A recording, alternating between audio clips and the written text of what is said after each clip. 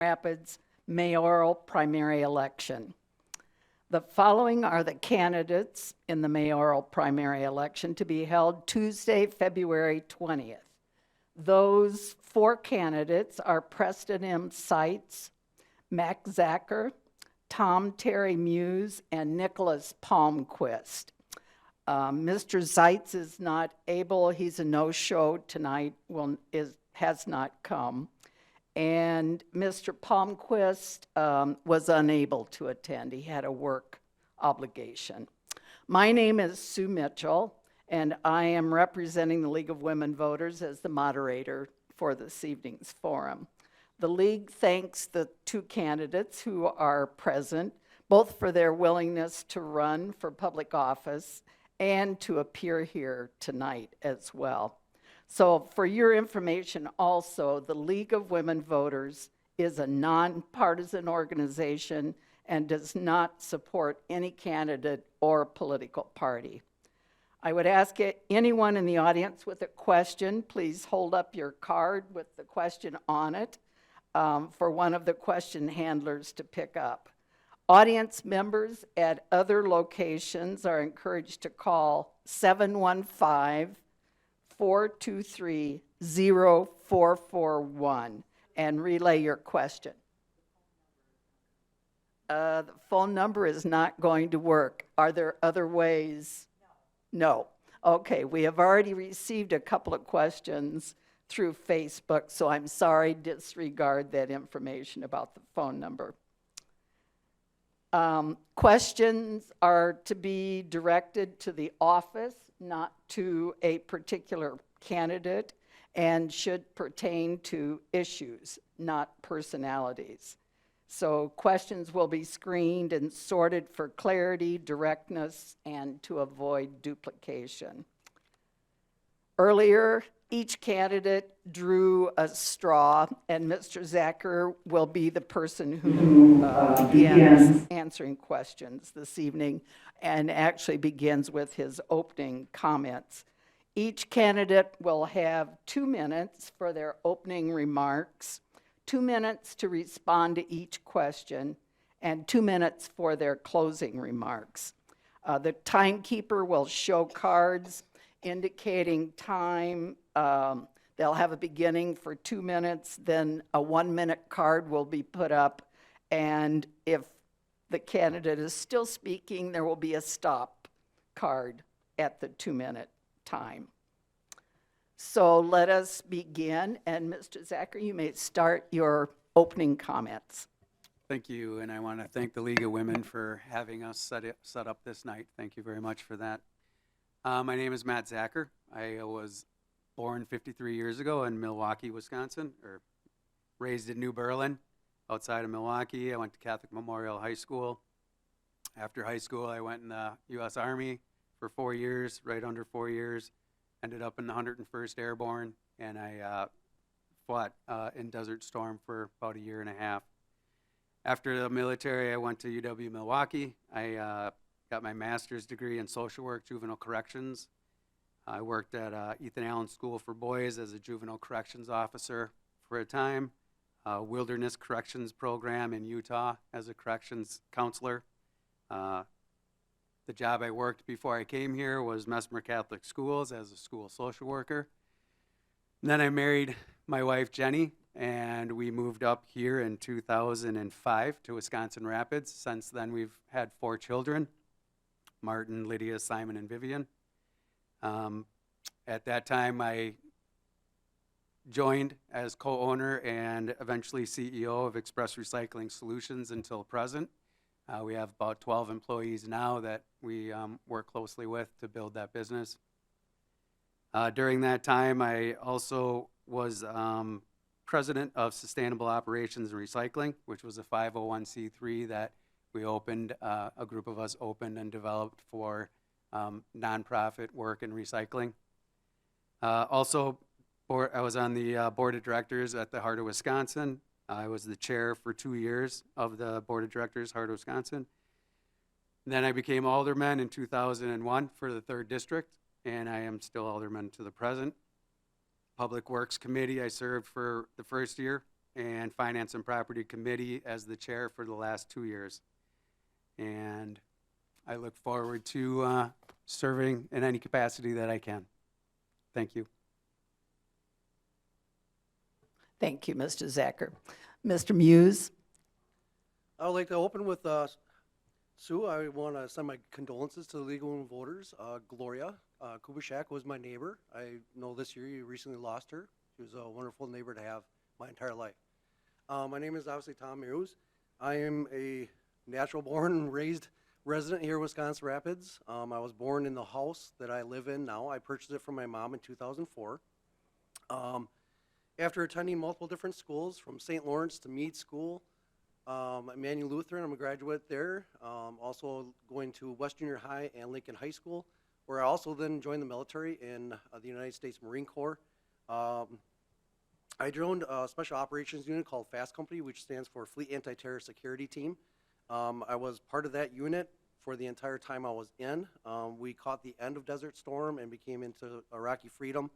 We also did many maneuvers with different embassy duties across the world, from Europe to Japan. Our unit was specifically the one that was trying to track down the assailants from Al-Qaeda that was responsible and led to the 9/11 attacks. After returning to Wisconsin, I became an asset protection officer for the Ho Chunk Gaming here in the state of Wisconsin. I did that for quite a few years and dabbled in between working as a mechanic and also asset protection officer. I don't believe there was one time in my life where I was employed by one employer at one time. I normally had 2 or 3 jobs, sometimes 4. I started delivering newspapers to basically the entire west side of town at the age of 11. I worked at the old Walmart as a department head for many years. I also was a manager at multiple other local businesses. I have a wonderful confidant in my girlfriend. We've been together for about 10 years now, and we have 3 children together, and I ran out of time, so I appreciate it. If you'd like to know any more, I'm always around to ask. Okay, thank you very much. I know it doesn't seem fair, but with only 2 of you, Mr. Muse, you will be the first one to answer the first question this evening. What are your plans to encourage job growth in Wisconsin Rapids? I've already reached out to small local businesses, heard some of the issues that they've had, difficulties finding qualified employees, having to deal with other increasing costs, overhead costs for the small businesses, and the loss of our industries. I believe we need to replace the major industry we lost. And instead of putting all of our eggs in one basket like we did with previous mill properties or within the paper industry, we need to be more diverse and attract multiple different industries. I'm sure everyone has heard that before from previous candidates. I've actually mapped it out and given names of actual industries that I believe that we could actually attract here to Wisconsin, or excuse me, Wisconsin Rapids, right down to the actual location. These are companies that I may or may not have already contacted and have been in discussions with them. Some of these companies would actually be assets to local businesses we already have. One of them is Metelco. They also have other regions where they can expand their businesses even more. So putting more effort into our local businesses and helping them out in any way we possibly can with additional industry is going to be the way that I'm going to be going about it. Any direction that can help making contact or finding the companies, I'd be willing to do that. Thank you very much. And Mr. Zacher? Thank you. I know it's a tough question to answer in 2 minutes. There's a lot that goes into it. To me, there's 2 aspects of this. The first is developing a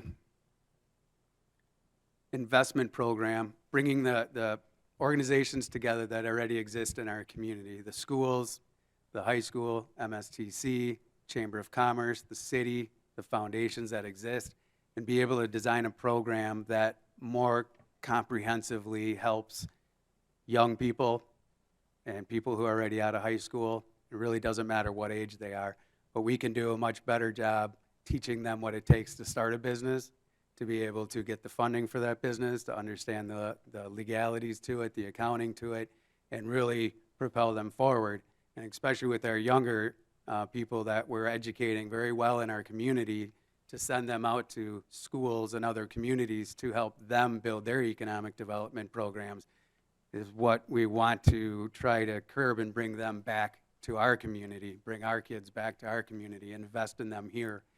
And it's very doable. I've been, growing and developing business and helping people do this for the last 18 years. I enjoy doing it. I think as a community we can do it and do it very well. The second one is we need to put together our economic development group in the community, which for the most part already exists.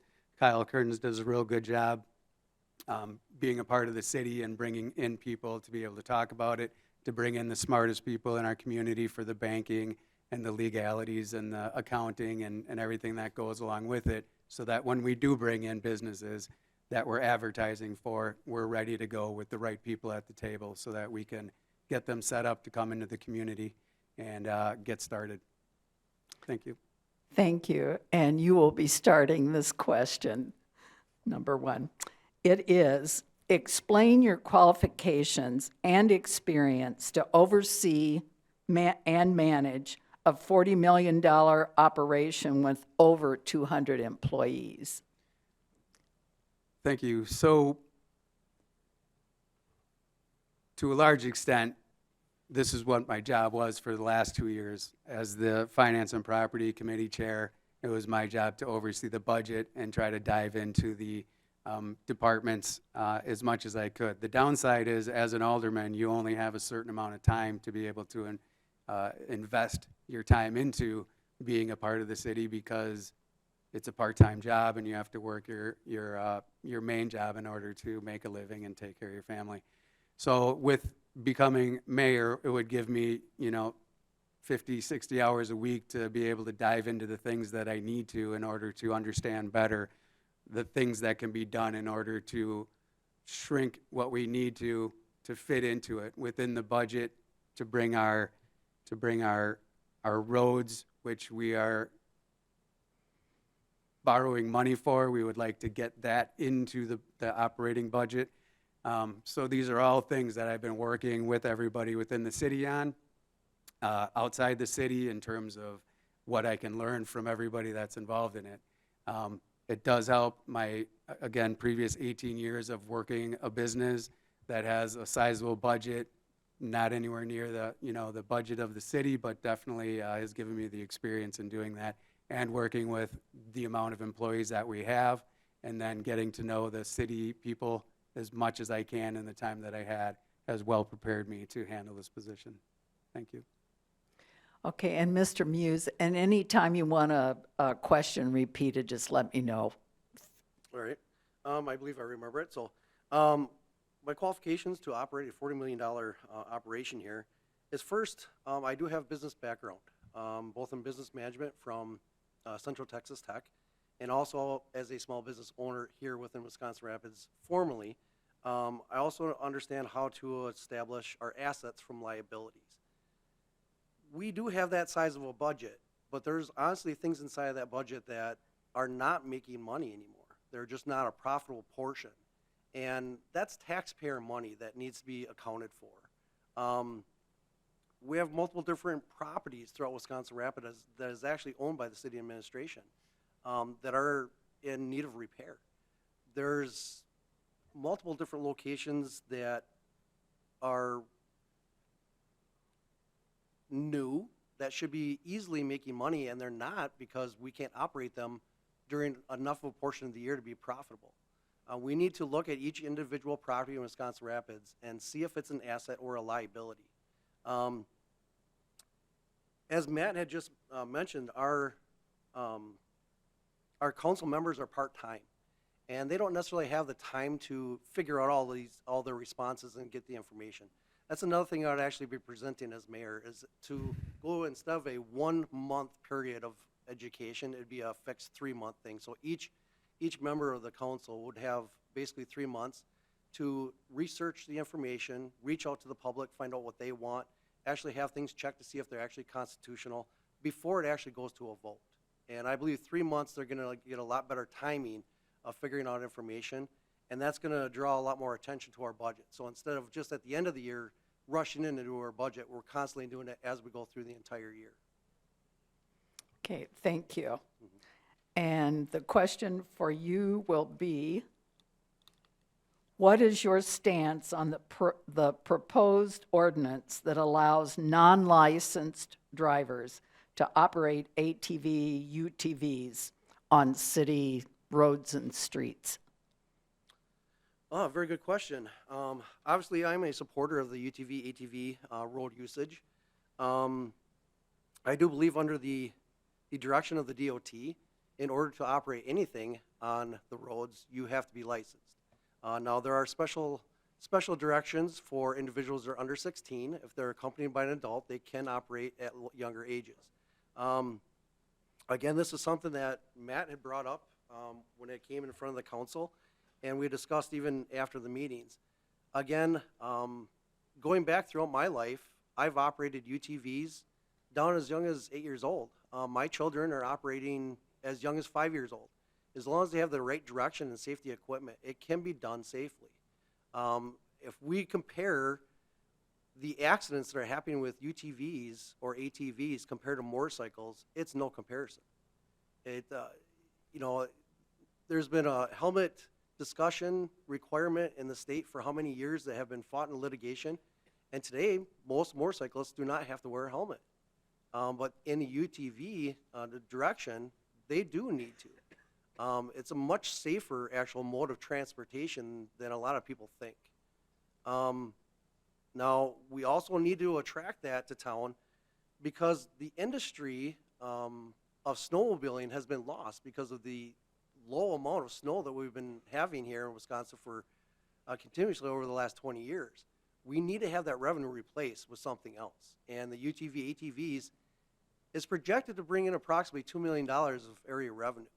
I would also be looking at trying to address that and attract more revenue. Whether Wisconsin Rapids actually becomes a ATV center for the state for different activities, similar to like what we have with the Corvettes in the north, the car cruise. We have cars that come from out of state that come to this car cruise. We could also do that here in Wisconsin Rapids with UTVs. Okay, thank you. Mr. Zacher? Thank you. For the most part, I have to stick with kind of where when I started this whole process with the folks that brought this to us at the council. I said I can see this happening at some point in time, and it could be fun. I think the state is the ones that are dropping the ball here, and they're the ones that should be setting the rules across the board for these vehicles on the road. And so what we're saying is at this point, so my big thing was getting it to the people so that they could vote on it, at least that they would know about it and understand what was coming before it just showed up on the streets all of a sudden. And I thought that, the folks, Brian and Matt here, the names of the folks that are really taking on the lead in this, and I'm very impressed by that and what they've accomplished and done. But once I learned that they changed the ordinance to mirror more of the state ordinance, which is a state ordinance for these vehicles on off-road when they're on the paths and trails, it was hard for me to wrap my mind around having a 12-year-old on a four-wheeler on our roads with people speeding around and the possible things that could happen. I can't quite figure out how that would play out, because if we pass it and something bad does happen, now it's on our shoulders, on our conscience. And I don't know, that's a tough one for me to swallow. So I'm not as it stands right now, the ordinance that they got 1,200 plus signatures for, I don't think that I can support that as much as I support the future of ATVs on the roads at some point in time. Thank you. Okay. And Mr. Zacher, the next question is, the transportation utility was enacted by the Common Council in 2022. Would you continue to support this ordinance, and explain? So the transportation utility was created at that time for one purpose, and that was the special assessments that were being charged to the people who were along the roads that were being redone. It was getting up into the $12, $15, $20,000 mark, and there was no way people could afford that.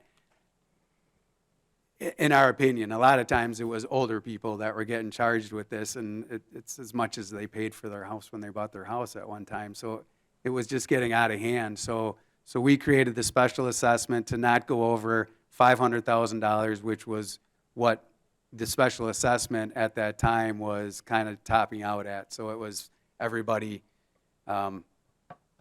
for that season. The total of special assessments was about $500,000, and that's what we agreed to top that out at. And we made it a supermajority to be able to change that beyond $500,000 so that it couldn't be used as something that could just continuously be increased and start funding other projects unfairly.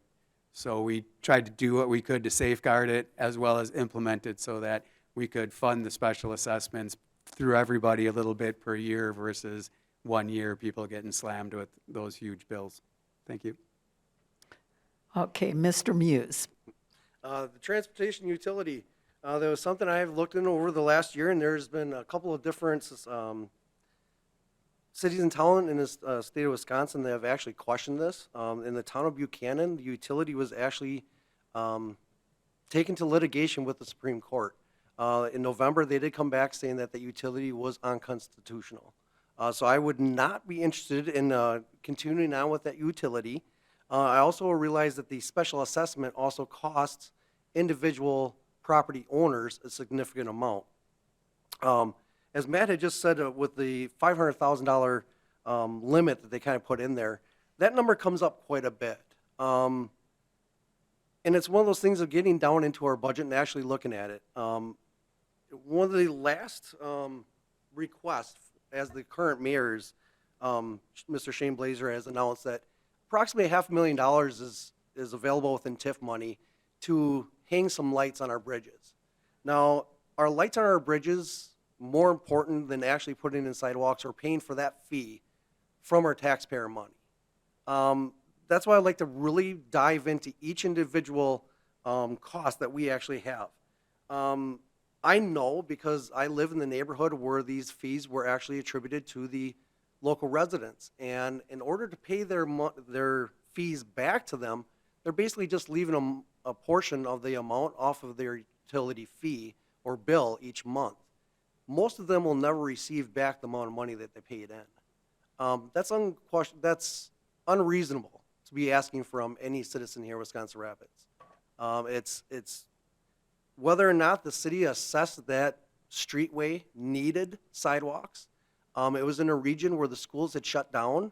It was close to the mill properties where there was no workers walking there anymore. There was no reason to even put in the sidewalks. So I would be standing up for the citizens when it comes to something like that. It's not needed. Okay, thank you to both of you. The next question is, the Inflation Reduction Act provides financial incentives to improve the energy efficiency and energy consumption for buildings. Would you favor taking advantage of these cost savings for the city and decreasing taxpayer cost? What specifically would you do to advocate, or would you oppose going after these cost savings, and why? I get to start this time? All right. Again, this is something that over the last month or so, I have led different meetings at the library that I've made open to local business owners addressing these issues. And most of the Inflation Reduction Act focuses on solar energy. Now, as somebody that has a little bit of a mechanical background, I understand that solar is a reasonable place to get alternative energy. But for the solar panels to only collect about 3% of the energy that they were actually going to supply, they don't put out a lot. Now, if you look at other modes of collecting energy, wind turbines actually produce more, but the amount of maintenance that's required to run them is significantly more. One of the things that we have here in Wisconsin Rapids is the mill properties. Every property that also is connected to the main mill is already in place to run a major power facility.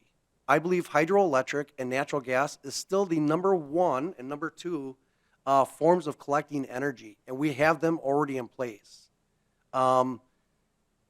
If the Belarus company ends up doing what every other mill town here in Wisconsin has done between Stevens Point, Whiting, Port Edwards, and also Brokaw, we know what's coming down the road. If these properties are filed for page 11, we'll actually be able to have a better opportunity to purchase that property and put in massive hydroelectric turbines inside the 6T machine. Not only would we produce 10 times more energy than what they would collect from solar, it'd be more economic and actually beneficial to all of our residents in the future with more electrical production. Okay, thank you. Mr. Zecker?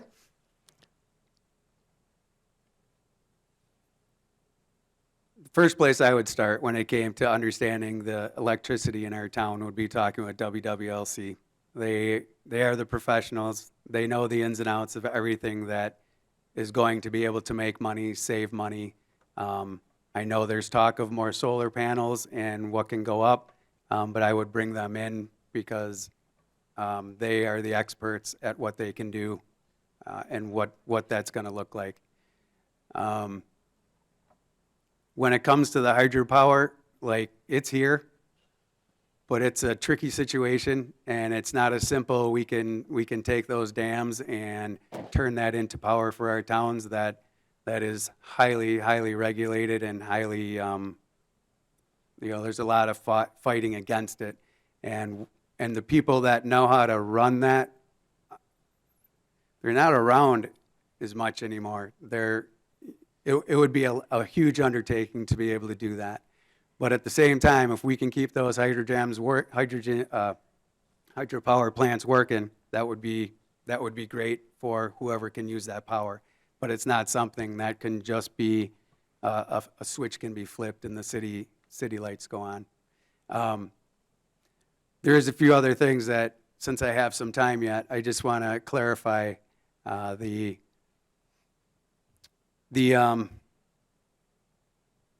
when we did the special assessments, and we had to cut it off somewhere, just to clarify a few things, because sometimes we can talk about things and we don't always know what we're actually talking about in the sense of what was said and done.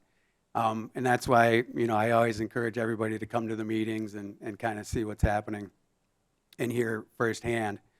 But there was a time when you had to cut off and start the special assessment, and we did what we could to help the people in the past that paid those, and I know I was the one fighting with it too, because that was something that I had to pay and my family had to pay. So, there's a lot more to the ins and outs of what's going on in the city government, and I would encourage anyone to be a part of it and learn as much as they can before they speak about it.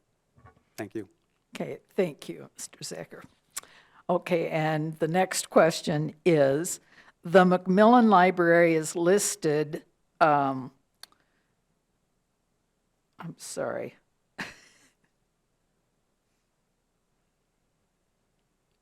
I'm trying to figure this question out. I think we'll go on to another one.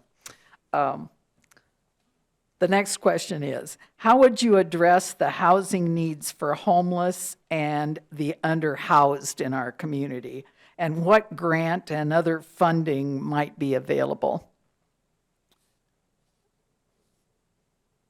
Well, I know there's a lot of people that are working hard to address the situation at this time. And there are grants that are out there to help be able to build new housing and to help that out. I'm not going to know the name of the grant offhand right now. I apologize for that. But that is out there, and we know that we are in need of the housing that's out there, and we want to make sure that we're building it according to what we need so that it will be here for a long time to come. Thank you.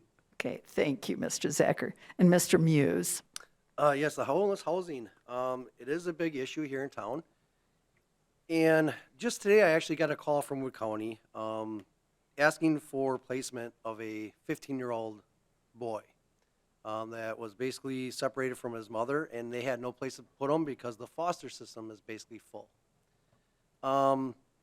There has been attempts by local citizens in the past to actually open a shelter, and the residents that lived around it voted against it. They didn't want it in their backyard. Now, what we've seen more recently in Wisconsin Rapids that any kind of assisted living centers, whether it be the Hannah House, Mary's House, or the Family Center, they receive quite a bit of donation money to actually operate. So we do have county funds, we do have county programs that are in place to actually address this. The biggest hurdle is that we just don't have a location. So out of the different properties across Wisconsin Rapids that are sitting vacant right now, I would be interested in sitting down with local developers and finding out which one could actually be turned into a homeless shelter. Something that wouldn't necessarily cause a issue with the residents around there. Also in proximity of the programs that are offered. So whether that's someplace by the River Block building, so these aren't individuals that are having to walk or get car rides across town to go to it. If they're trying to rehabilitate or trying to get back into the workforce, they don't have to worry about getting a car or keeping that upkeep. They'd be able to go to the homeless shelter and try to transition. Obviously, most of these programs are being offered right at the River Block building. So whether that was an idea maybe for the Centralia Center or the Daily Tribune building, or as the former, I believe it was a Methodist church just south of the library, that was the previous location where a couple was trying to put in a shelter. If we can do that again, a second attempt, that's what I'd be looking at. Okay, thank you, Mr. Muse. All right, Mr. Zacher. I'm sorry. Is it time for me to move on to another question? Yes, it is. I'm sorry. This one is about the Macmillan Library. It is an asset in our city, and do you support continued funding at the current level, or would you reduce it, and why? I believe that one's to me first. Obviously, I've used Macmillan Library for multiple different meetings over the last few months, actually over the last year. It's been wonderful. Some of the additional rooms that they've added in for musicians, artists, mechanical engineers, they're awesome. Some of the programs that used to be available through the library have also gone to the Area Arts Council. I just toured there last week, and it was almost mimicking what the library used to be. I'm aware that some of those programs are still being offered through the library at no cost to local citizens. So I would be looking at individual departments, individual services that are provided with the library, and see if we can adjust it. I know that there is actually solar panels placed on top of the library. I'm not sure if they're actually in function right now. That was something that was brought up during the budget meeting. I don't know all the details to it. And I also know that some of the issues that came up about the actual faculty and their pay scale at the library. Now, I have been dependent on some of the individuals at the library to make sure I knew where things were at or how to use a different printer or computer, and they've always been outstanding. And I've had my children in different reading book programs their entire lives. It's a very good asset to our community, but if we can look at offering more services for the money that they're receiving is the direction I look at. I wouldn't necessarily want to cut them, but if we can just emphasize the programs they have to a higher standard. Okay, thank you. Mr. Zacher. So, yeah, this is something I stepped into a while ago, and I've been trying to wrap my mind around it for the last 2 years probably. Again, we all love the library. We all think, it's great, and we're happy that it's there. And, in the big picture, It was a library that was built when there was a lot of money funding it outside of the city, and it's still being funded at those same levels. But it's about $750,000 above and beyond what actually needs to be paid for a library. So I agree that where I had to wrap my mind around was it was no longer just a library. Like a library was one thing when we were younger, and this library became something above and beyond a library. And that's great, the services that are there, but then we have to say the $750,000 that we're giving it above and beyond what we'd normally be allocating for it if we weren't giving them more, then is for those programs. And then it's for all the high-level people that we're paying for the salaries, because the salaries are well above $1 million just to employ the people that are working there right now. So if we put it in perspective and keep it in the light that it's actually in, it's a library plus a community center plus a senior center. It's really a multifaceted thing for our community. And in that sense, it's using the money that we're giving it well, and I would continue to do that for now. Okay, thank you. And the next question for you, Mr. Zacher.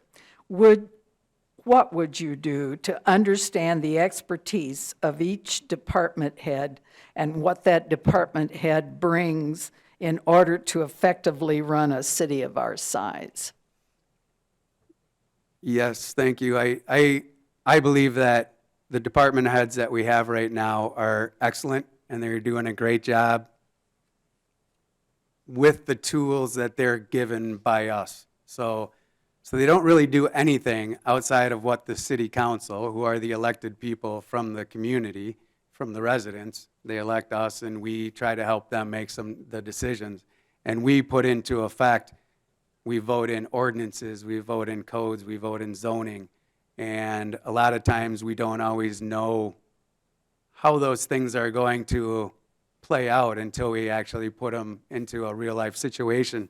So just in the one department, what I'm talking about now, it's complicated, but the right people are in there and they will work with us. What they say is we do what we're told to do. They can only go within the laws that we give them, and they do it very well. That goes for every department. I will do a deep dive on every department when I get in there full time, if I get elected, and analyze each department and work with those people and Tim from finance to be able to dive in deep and find out exactly what we can do in order to make sure that the budgets are exactly where they need to be, where the money's at, and try to, like I said before, bring in the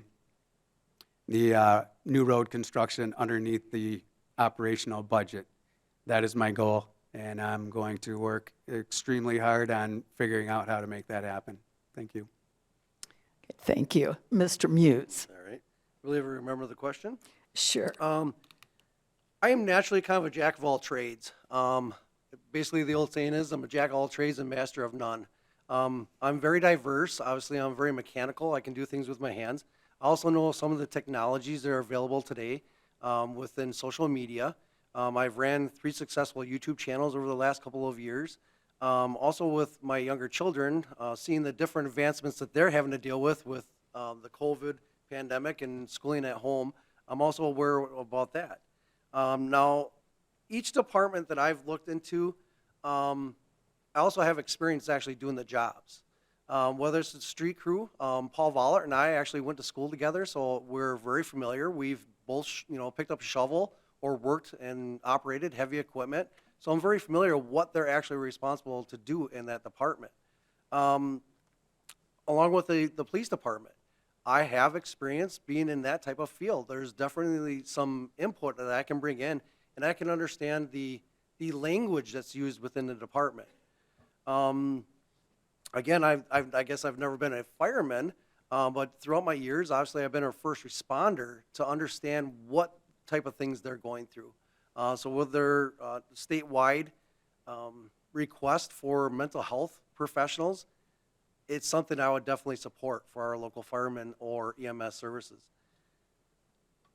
I'm very interested in our in our economics areas, because I do not believe that a citizen in Wisconsin Rapids can pick up the last budget and make sense of it. I've looked at it multiple different times, and I've been told about different things that are there, and I can't track it anywhere in the budget. So I'm really looking forward to micro managing, I guess if you want to look at it that way, getting into the details very finely of where the money is at and making the public aware of it. Okay, thank you. And the next question is, in 2010, the city adopted a smart growth plan. Have you read it? It proposes land use options for our community. Would you commit to reading it and putting it into practice if elected? I have not read it. I am familiar with some of the information that was in it. I believe it was actually introduced in 2009, obviously. I think that's been put on the back burner and tabled multiple different times ever since then. Talking about the downtown district. Now, speaking with different small business owners in that area, also realized that previous administrations wanted to develop that area with affordable housing units. I also know that in 2009, 2010, that area flooded. So any of the businesses that are down there, they have very high flood insurance coverage, whether it's businesses or residential properties all the way down First Avenue. That's not necessarily a good place to actually develop. So I would not necessarily put a lot of effort into the smart growth plan that was presented back in 2009. I would look at a completely new, different direction because things have changed. Technology has changed.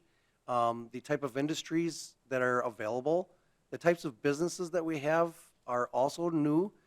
The needs of the community are also new. Some of the things that we took for granted years ago are something that we're wishing we had now. So a plan from 2009 is not going to be accurate to today's time. We have had a problem here in Wisconsin Rapids with adapting to change. Matt has even mentioned on different occasions that it takes a long time to get something done, that we have to speed things up. That is very true. We're in crunch time. We're in dire need to change Wisconsin Rapids because if we do not prepare for the future, if the paper mill properties do get reassessed this year and we lose that large portion of our tax revenue in town, our previous $40 million budget is not going to be $40 million anymore. We have to do something now. Thank you, Mr. Muse. Mr. Zacher. Thank you. So we are in the process of putting together another, downtown development plan. And I know that's always tricky because you have one from 2010, it's now 2024, so we're 14 years into it to be able to start working on the new plan.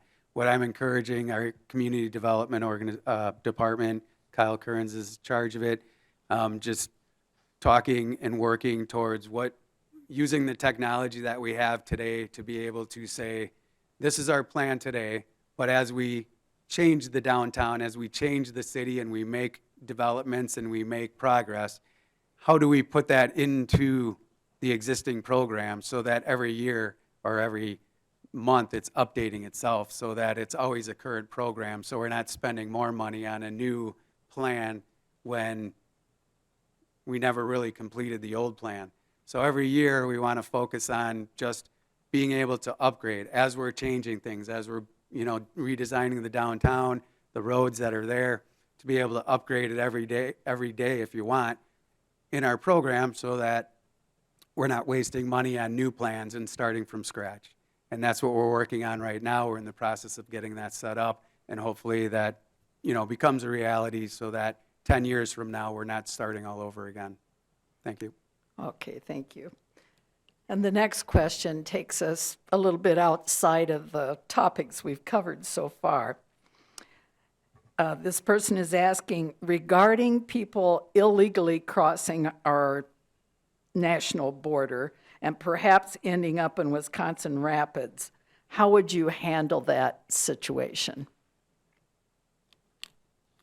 I'm going to work closely with the police department and the sheriff's department, and we're going to work with the state to, follow the rules that are set forth by the government agencies that are set in place for it.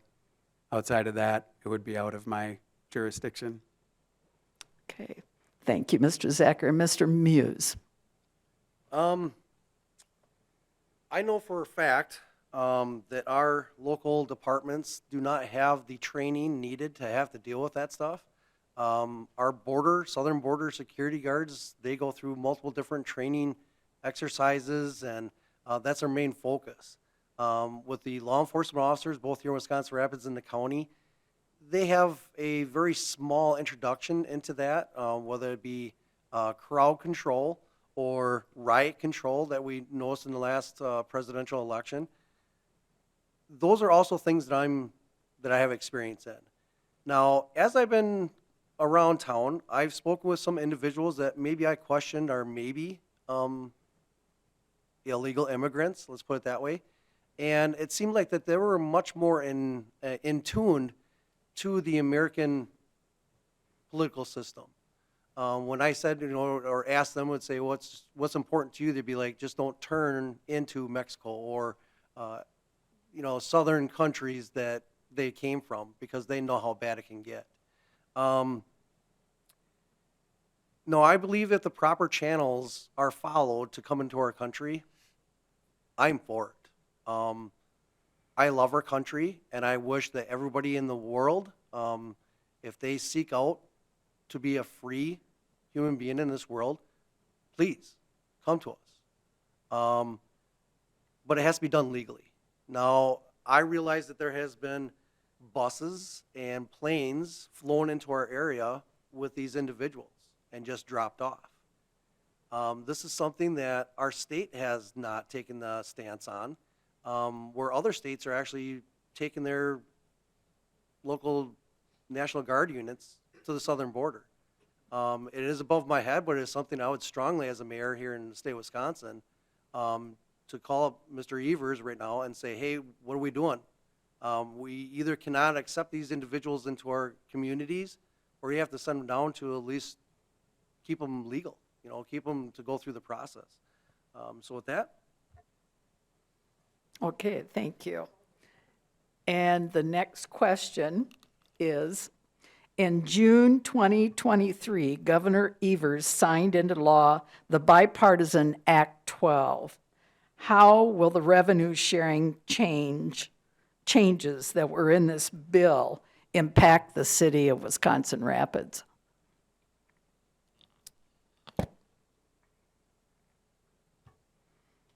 You have to excuse me, I'm drawing a blank on what the Act 12 is again. Okay, it's revenue sharing the state has enacted in order for more money to be coming into local villages and cities in the state. As far as I look at that is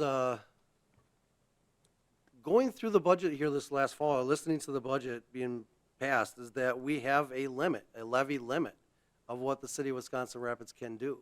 They have to operate inside that limit. If they're drawing and finding ways to bring more money into each individual city, again, that's taxpayer money. It should be. I know at some point we had a $7 million asset within the state funds that was allocated or supposed to be allocated out for the public school systems in reaction to COVID. I know there's still money sitting in that fund that has not been spent. So a promise to getting more money to the communities is much different than actually seeing it come to the communities. So I'd be interested in following along with this. Obviously, because I had asked, I don't know a lot about it. But again, it should come down to just common sense. If it's taxpayer money, especially Wisconsin taxpayer money, it should be spent where it needs to. Okay, Mr. Zacher. So our shared revenue this year went up by $950,000-ish. And that was, it was great that the state was able to free up some of the money that they were able to bring together through their means of gathering money from the taxpayers of Wisconsin. A lot of that money, not a lot of it, but we put it into roads, which we all know are badly needed. It also played into getting the employee payment scale up to speed so that the employees that we have are in line with the other employees of the state doing the same jobs or similar jobs. And that's kind of been set in place to kind of tier up and get things squared away over the next couple of years. And I think that's a great investment for the people that are working for us. We have great people in the city and we want to keep them here. So I think it was a great use of the money, also with the roads and being able to take care of a few other projects. But it's specifically set aside for certain things that we can, spend it on according to the state rules. So it's done well for us. Thank you. Okay, thank you, Mr. Zacher. And going ahead to the next question, this is a two-parter. Are there any more plans to expand the airport? And do you feel the expansion move has been worth it? Is the money invested and has it been worth it? And the other half of this person is asking, will the treatment plant be expanded again? And since the expansion has made it smell worse, they're wondering if it will be corrected as well. So there's It's a questions. two-part, Two-part yeah, it's a question? Okay, two-parter. all right. Let's see. Airport. Yeah, I think has airport. helped us out quite a bit, and I know the mayor plays a part in that. I guess the board of directors committee that's on that. So and again, it's not just for Wisconsin Rapids, but it's for the overall area. So we all know what's coming in and out of there, is mainly, I say mainly, but a lot of it is for the golf courses down in Rome, and that's great. I think it's great for the whole community. I think we're all finding ways to capitalize on the businesses that are happening down there, and that's awesome. Further expansion, I don't know anything about any further expansion conversations. I think that if they're needed in order to fill capacity, then we'll probably be able to figure out how to do that to continue the growth of the area. And the second thing, Treatment plant. I haven't heard anything, I haven't heard anything about the treatment plant expansion. I think that there's still a lot of capacity left in it. There's a few things that need to be tweaked in the system that unfortunately weren't quite built as big as they should have been to begin with. So now you're kind of shooting from behind and spending more money to try to build them up bigger so they can handle the capacity that's coming through, because none of us want the flow to stop. So, and the smell, I think for the most part, they do a great job keeping the smell down considering what it is that they're doing. And it is unfortunate for, some houses at certain points in the year that the smell is more than others. But I don't necessarily think there's anything they can do about the smell that they don't do already. Thank you. Okay, thank you. Mr. Muse, both the water treatment plant and the airport. As far as I'm aware, there is more plans to expand the local airport.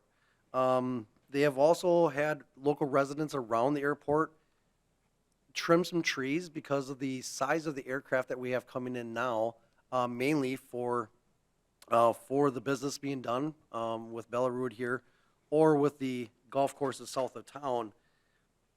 The planes are coming at lower levels, so just the landing gear is basically touching the treetops. So some of the measures taken, both by the city and the FAA, is to address that issue. I would like to see an expansion within our airport. Now, I would not like to see that at the cost of any of the local residents. which that has always been a threat here in the past. But I believe that there's enough land in that region where they could expand it without having to displace anyone. But if we have larger amounts of landing space, we can attract a lot more different things to our area. Again, the multiple industries that we would like to bring into town, some of those high-profile individuals would like to fly right into the area and stay here. With the water treatment plants, over the last 10 years, I've been aware of the projects that have been done from the west side, the piping systems that have been renewed underneath the Wisconsin River to connect to the water treatment plant on the east side by the airport. I'm sure everybody that's ever entered in from Wisconsin Rapids, either from Pittsville or Rudolph, one of the first things that you smell when you come into town is water treatment plants. The prior Mead property water treatment plant, just off of Highway Trunk F, that's still operating. That is also being pumped underneath the river, and it's being utilized by 9 Dragons right now. So we're literally pumping our sewage underneath the Wisconsin River to opposite sides in order to operate them. I don't believe we need any more additional expansion to the east side wastewater. I think that we need to actually utilize the one we have now for our residents and not for neighboring community. So I believe that answers your questions. All right, thank you very much. And thank you both for answering all of those questions so easily. You're welcome. It is now time for our closing statements. So, Mr. Muse, I believe it's your turn to begin.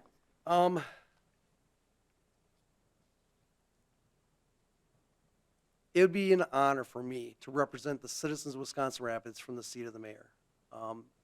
I would not look at representing the special interests in our community. It has come down to doing what our citizens want. So I would have an open door policy. Anybody that would like to speak with me, or if on days I'm not actually in office, I'm going to be out in the community being involved with different social events. Now, I do keep my family life and work life separate for the interest of my children. But I want to make sure that the citizens of Wisconsin Rapids realize that I'm here for them and not the big corporations that I'm talking about. It is our community that needs to be fixed. It is not our citizens. I represent them in this candidacy. I want the town to be as good, if not better, than what it was when I was growing up. I want this town to be greater of an opportunity for my children than what I had as a kid. And we had it pretty good. We were spoiled, in my opinion.